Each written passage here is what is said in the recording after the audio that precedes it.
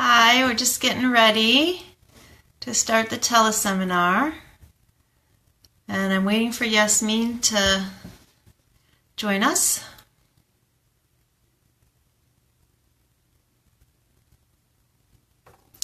We're looking forward to talking to people today about handling it when our children don't want to go to sleep or if they have trouble sleeping.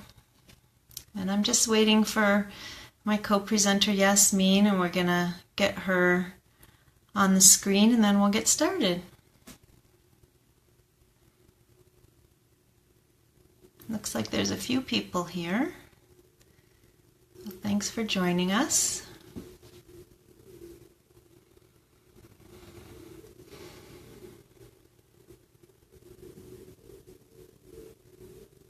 We're going to get started in just a minute. Just waiting for the other presenter to get her joined into the video.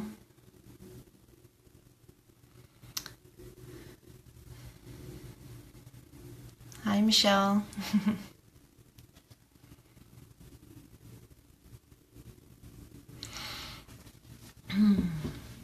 So this presentation is going to be about sleep and what to do when our children are having trouble falling asleep or staying asleep. And we're going to tell you some stories, and we're going to do a little fun role play of a mother and a child, and we're going to share some good resources with you. So we'll get started any minute now.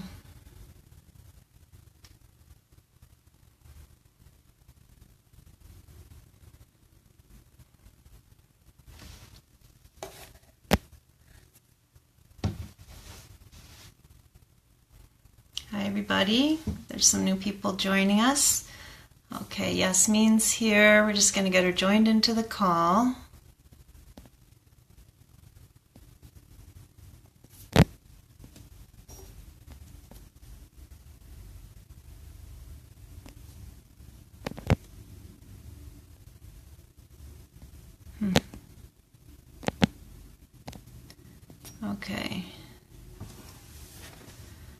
Okay. Hi, Jana. So I've got, Yasmeen has commented, and I'm just trying to join her into the call. Except when I click on her comment, it doesn't give the option to add her into the call.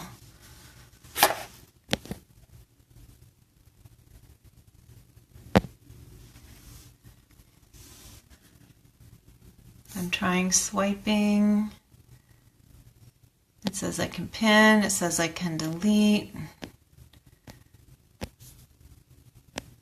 I don't know, Jana. Yes, I'm on the phone. Hi everybody, we're just getting this call set up.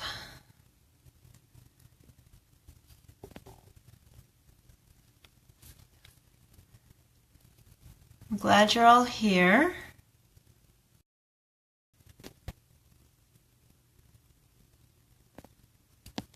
Okay. There's some sort of problem. Yasmeen can't see me, but I can see her comments, but I can't join her into the call.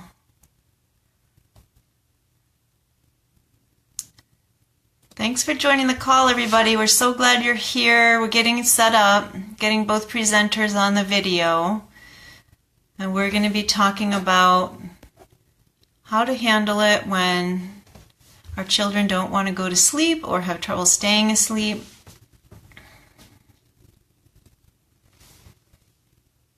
I'm just checking to see if there's any messages to help me get Yasmeen on this call. Can you hear me, Yasmeen?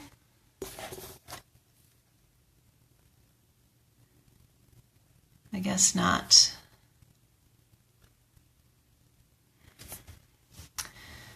Well, we tested this the other day and it worked. Oh, okay, there. Now Yasmeen can see me. Okay, I'm going to take a second.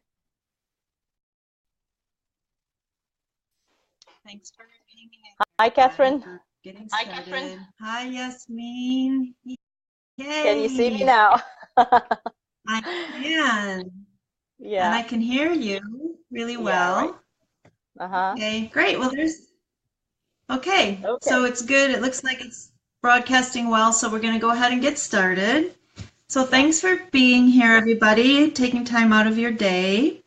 Um, my name is Catherine Fisher, and I'm a hand-in-hand instructor in Ann Arbor, Michigan, in the United States. And I work with parents doing one-on-one consultations, and I also teach classes. My next class is starting at the end of January. Do you want to introduce yourself, Yasmeen?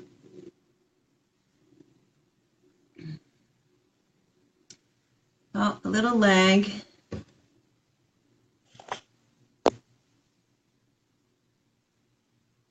You're a little frozen.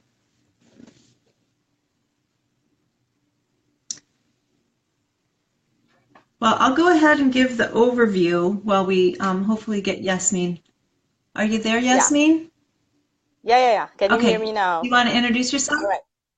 Yes, Yeah. I'm Yasmeen Al-Mahdi, a hand-in-hand parenting instructor from Cairo, Egypt. I do training courses in hand-in-hand and one-to-one consultations. Mm-hmm. Good. Thank you. Um, so today, so you know what to expect, we're just going to be giving you a few tips on how to help when your children refuse sleep or, at bedtime or nap time. Um, and we're going to talk about what the different ways and give you some fresh thinking on possible causes for this problem. Tool that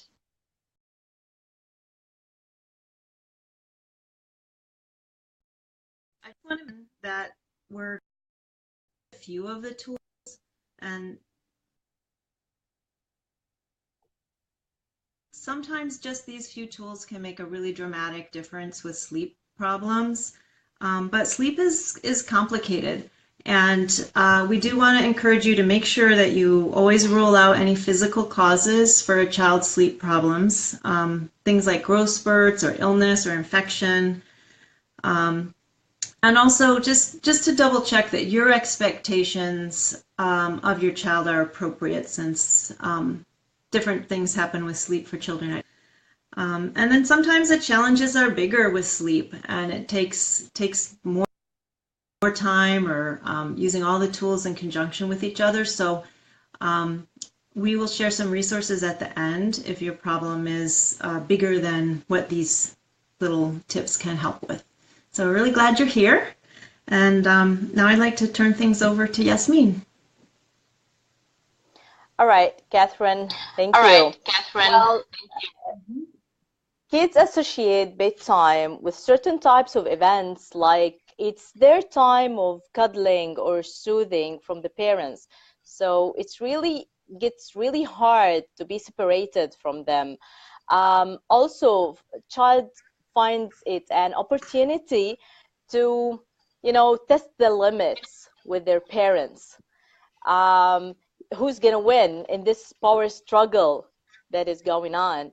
And the bedtime refusal actually ranges from like one more hug, one more kiss, mommy, please, into the range of a complete cycle of tantrum. So it has many forms that parent can find. Well, the most common cause of bedtime refusal is separation of an anxiety. Actually, the separation is one of the most frequent upsets that the child can go through it. Well, the child has big feelings in this time of the day because whether the parent is just outside the door of the room or he's not here, the child will have big feeling because the separation and anxiety might come from the present separation, or it might be leftovers from a past separation that happens long ago, or like the mom left him at the nursery or the school or so on. So the fear of separation will give the child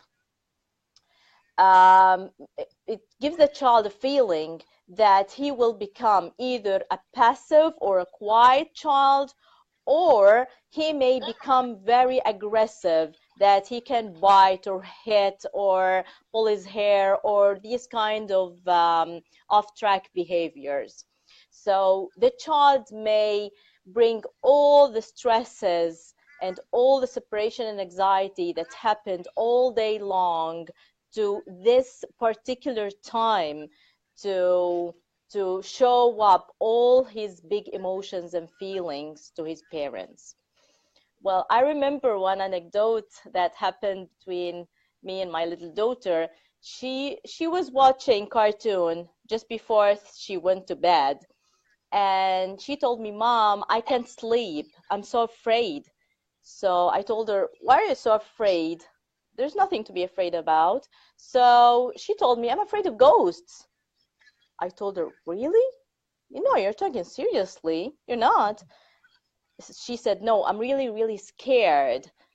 So I told her,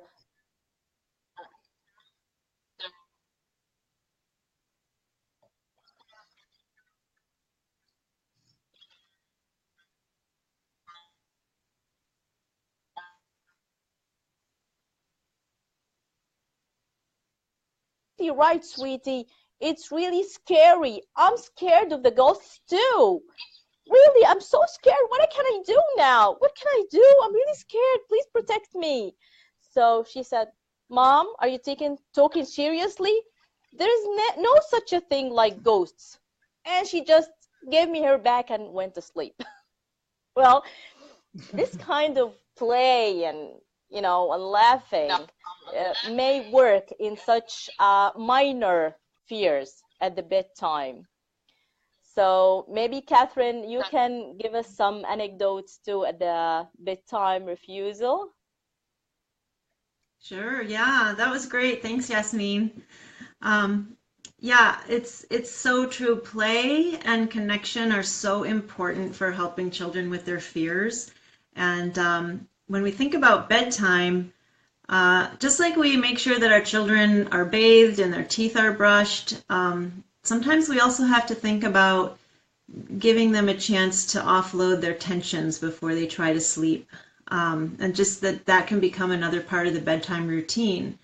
And for a long time with our son, we would do pillow fighting right before bed. And especially if there were tensions that were coming up where he was having trouble falling asleep or staying asleep at night.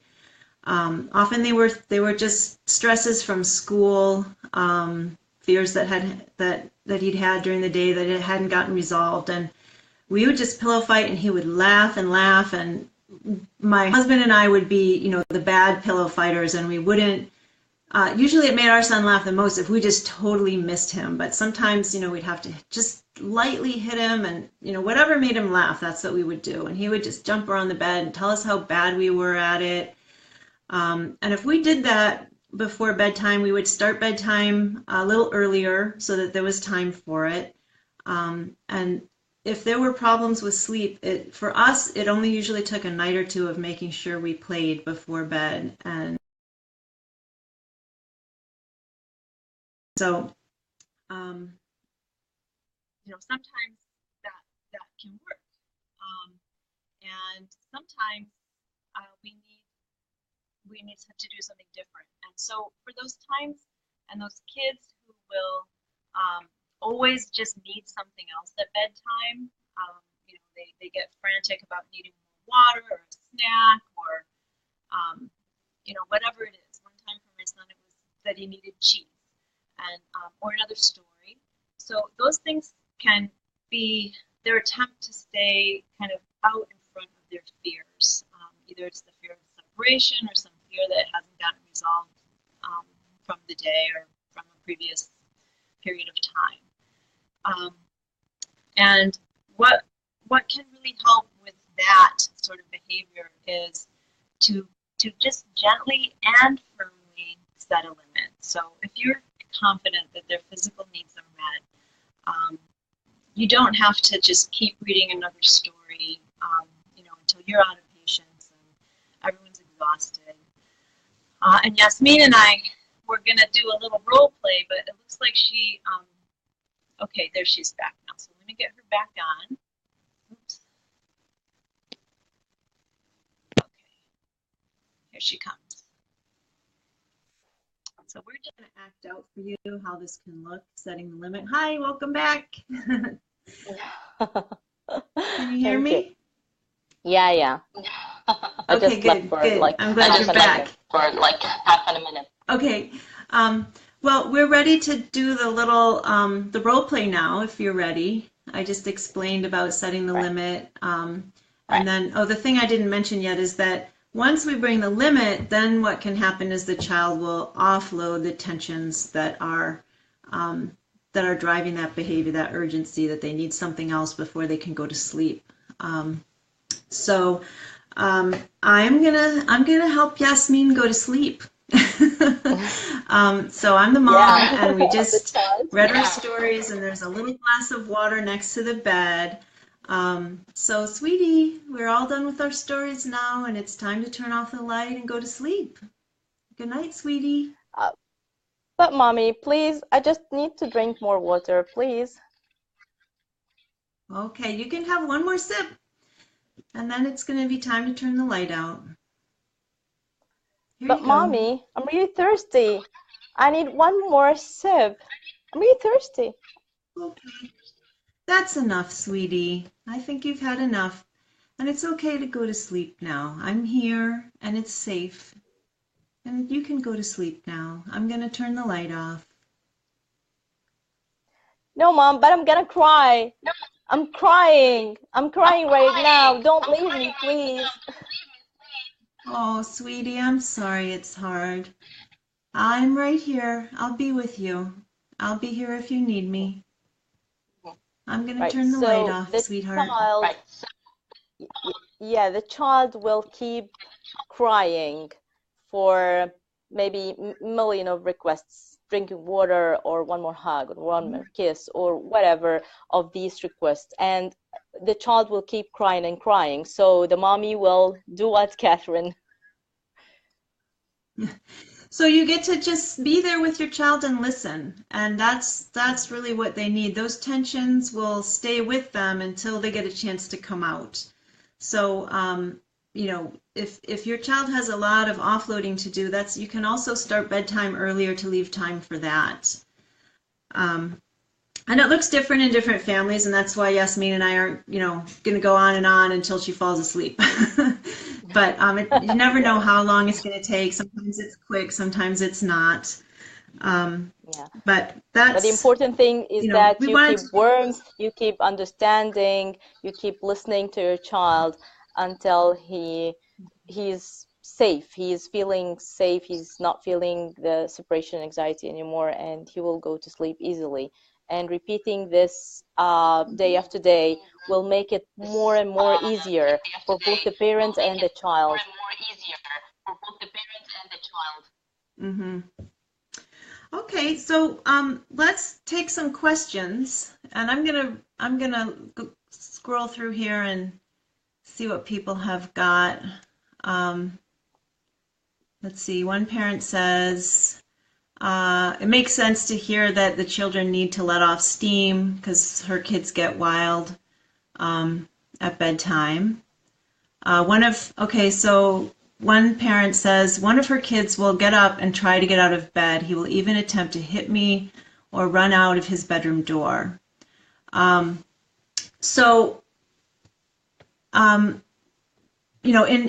hand, we definitely think that aggression is kind of driven by fear, and that makes sense that at bedtime, sometimes the fears come up, and so playing ahead of time, lots of play. If he's trying to get out of bed, it does, instead of making it feel like it's life or death to get him back in the bed, just be like, oh, come back here, whatever you do, don't get under the covers. And then if they get under the covers, you could try like patting the bed and like you can't find them. Where did you go? I can't. The bed is so lumpy. What happened? Where are you? So that maybe try to playing, and then also we also have to make sure that we're getting lots of connection and laughter during the day, and sometimes that can lessen the pressure, the emotional pressure at bedtime. Do you want to add anything, Yasmeen? A parent also asks, how is this possible when you have more than one child? Well, what Catherine said will also apply for this, but maybe some rough housing before bedtime will do the trick. If you have more than one child, you can play with them all, like pillow fight, like Catherine said, or some more rough housing. This will offload the steam and offload the big emotions by laughter. It's very important just before going to bed for them. Mm-hmm. Anyone else have a question that they want to enter? You can just write it in the comments and we'll see it.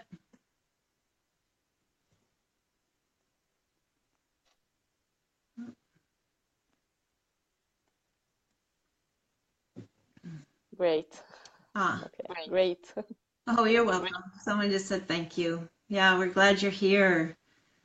I want to mention that there's a great online self-guided course about sleep that Hand in Hand has, and there's a 50% off offer in the comments. So if you feel like you like these ideas and you want some more support, to figure out how to use these tools in your exact situation, it's really a great class that's appropriate for any age, like whether you have a baby or school-age children. You can tailor these tools to work. I don't see any more questions. Do you have anything else you'd like to say right now, Yasmeen? No, I guess not. There's no more questions. Okay. Just all right. Well, the hand-in-hand parenting just commented. They posted your page and my page and the website of the Hand in Hand. If anybody like to look for more resources. Mm-hmm. Oh, okay. One last question.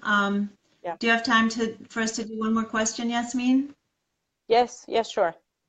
Okay. So how to prepare the child in case of stopping the co-sleeping? That is such a good question. These are all really good questions. Yeah. Well, I think one thing to keep in mind when you're making a big change like that with sleep is gradual changes that you let the children know about ahead of time, because sometimes they can show you some of their feelings beforehand.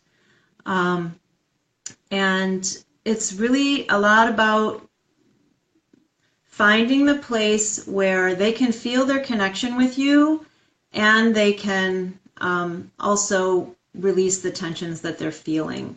So if you want to talk with your child about co-sleeping ahead of time, and then listen to them, and then you could decide you want to do it, bed at night, and then be with them and tell them that you're going to go in your own room and that you'll come back if they need you. But you don't rush off. You let the goodbye last long enough that they can have their feelings and regain their confidence. So it might mean that you're just right next to them in the bed and they're crying about not wanting you to go. Or it might mean that you're standing next to the bed, telling them that you'll come back if they need you, and they cry because you're not in the bed with them. So it's different with different kids and can change from night to night as you're making the transition. Yeah. But yeah, what would you say, Yasmeen? Well, a lot of listening and connection during the day before the bedtime will be very helpful. And maybe, Anna, you can play with your child more. If you're playing with him like an hour or so, you can increase this a little bit so he will be prepared by offloading a lot of emotions that he's facing. So the process will be easier for him. Mm-hmm. Basma, I figured your I child think we wasn't have. really 19. Let's see, just scrolling through the rest of these questions. Diana asks, how do you deal with an older child with play listening? Um, oh, sorry, that's just letting us know what time it is. I guess I'm not sure exactly what that means. Do you have an idea how to answer that, Yasmeen? Or Diana, could you tell us more what you're meaning? We can go I to a need to different question know while we wait. the age of the child, and what do you mean Mm-hmm. how we deal with it? Please clarify this to us so we can reply. I think we have two more questions here. Mm-hmm. Okay, so let's see. Megan has a 2.5-year-old, and it sounds like it's hard to let's see, bedtime is hard when she comes back from seeing her dad. Um, okay, so we often have to co-sleep. She will be really crying for daddy, it sounds like. Um, it sounds like my guess would be there, Megan, that you're the one that's going to be providing the emotional connection for your daughter. Um, so she might store her feelings up when she's with her dad, and then when she comes back to you, she knows that she can offload those feelings with you, and also, probably talk about missing her daddy. So let's see. I think special time when you get back to really help deepen the connection, help her reassure her about her connection with you. Um, I don't know if there's any way Daddy could learn how to do special time. If that would be possible, that would probably be really good for both of them. But I know that might not be an option, so that would be your call.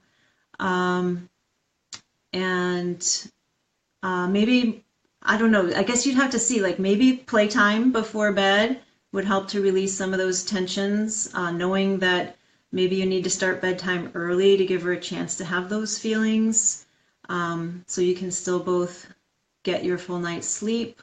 Do you have other thoughts, Yasmeen? No, no thoughts about these questions, but the other question of Basma, her 19 months Mm-hmm. old child won't go to sleep unless he's with me, and soon I get up, and he starts crying, and I really don't know how to stop this. Um, well, I guess you may start a bedtime routine for him. I mean, children loves the routine. So if there is a sequence of issues that you're gonna do just before the bed, so he will know that you're, for example, gonna read a bedtime story, then you're gonna kiss him good night, then he's gonna sleep. So it's the same as we said before, just uh, make a lot of rough housing and playing all the day long, and especially before going to bed. So, and applying the routine, I think it will help very much. What do you think, Mm-hmm. Catherine? Yeah, that's Yeah, that sounds good. Yep. And then um, the sleep course might be useful. Just it's kind of hard to explain really briefly how you do that, where they can feel your connection, but also there's enough space between you that they can offload their feelings and not tamp them down. Um, but the course explains that really well. So if what we do today doesn't give you enough of an idea, I'd suggest the course. Okay, so Diana wrote back. She said the older child is 15. So play listening with a teenager could be you really have to lose your dignity because they're not gonna be always acting like they're happy that you're doing it, right? No, We they Yasmin will and I not be both have open to teens. that. Um, But Yeah, so like things that might be fun for them, that it's okay if you're, super dorky or, not cool, but sometimes it's just joining them in what they enjoy, like, watching a exactly. show with them or YouTube, Uh-huh. just hanging out, looking for opportunities to connect. But you Yeah. could also do something like, let's have a dance party and then turn on music and just dance. And maybe you are just like the worst dancer, or maybe you're a good dancer and she likes dancing with you. I mean, I don't know how it would be in your family, but just some kind of physical, active play that gets them laughing. So, I don't know, do you have any other thoughts on that one? I mean, you could still pillow fight with a Um, teenager. yeah. Yeah, she can do that. Definitely. Sh I think you may seek some of her favorite topics and learn really good information about these topics that they love to talk about, and share it with them, with her, so she can feel that you're close and you understand her. Also, I guess inviting her friends over and hanging out with them would be a good idea. She will feel that she, that you wanna be closer to her and her friends. That will make her look at you a different look. You know what I mean, Catherine? You will be connected with her Mhm, friends and hers too, and maybe you can all do a party, like Catherine said. That would be really nice. mhm. Okay. Okay, there's more. Diana wrote in a little more. We'll just say a little bit more about your comment, Diana, and then move on to something that Claire said. Um, so just Diana's already doing listening partnerships, which is great. And I think, you're looking for ways to help your daughter open up. And so I would say go back to just hanging out with her. It takes time, Mm.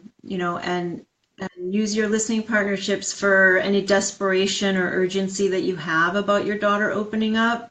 And and then just be as available as you can. And I know sometimes that's hard with our jobs and our family schedules, but one thing that I try to do with my son is do unannounced special time at bedtime. So I will come and just sit in his room, and in my mind, I know I'm going to stay until he stops talking. And sometimes that means I'm like nodding off and like making myself wake back up.